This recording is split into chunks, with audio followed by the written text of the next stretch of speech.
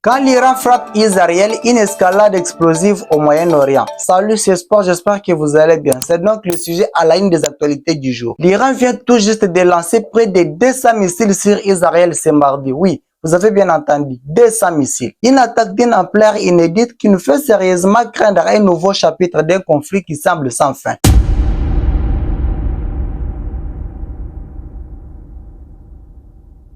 Le mardi 1er octobre 2024, le ciel de Jérusalem s'est transformé en véritable champ de bataille. Imaginez une pluie de feu au-dessus de la ville. L'Iran a lancé près de 200 missiles vers Israël. Alors, Israël n'a pas perdu le temps et a immédiatement répliqué en déployant ses missiles d'interception.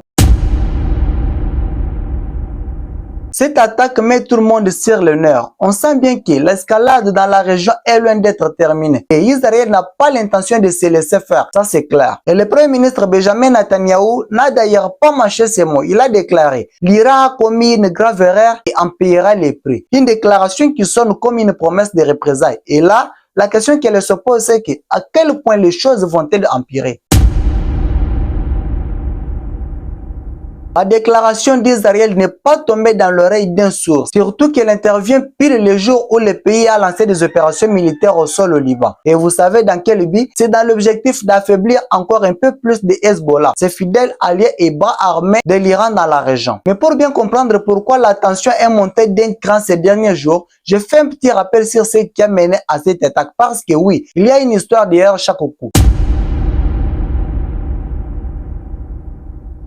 Le 7 octobre 2023, une attaque qui marque les esprits. Je tiens à signaler que tous les mardis du samedi 7 octobre 2023, les Hamas et mouvement islamique qui contrôlent Gaza depuis 2007 a frappé fort. Des milliers de roquettes sont lancées vers Israël. Mais ce n'est pas tout. Des centaines de combattants s'infiltrent sur les territoires, attaquent des bases militaires, tuent des civils sans distinction et capturent une centaine de personnes en otage. Le bilan est dévastateur, des milliers de blessés et selon les autorités israéliennes, plus de 1400 personnes mortes. C'est l'attaque la plus meurtrière du conflit israélo-palestinien depuis des décennies. C'est ça même la petite histoire que j'aurais voulu donner pour clarifier la situation entre l'Iran et Israël. Voilà, c'était tout pour cette vidéo. N'hésitez surtout pas à me dire ce que vous en pensez dans les commentaires. Je suis toujours curieux d'avoir vos avis. En attendant, on se retrouve très vite pour une nouvelle vidéo. Peace out.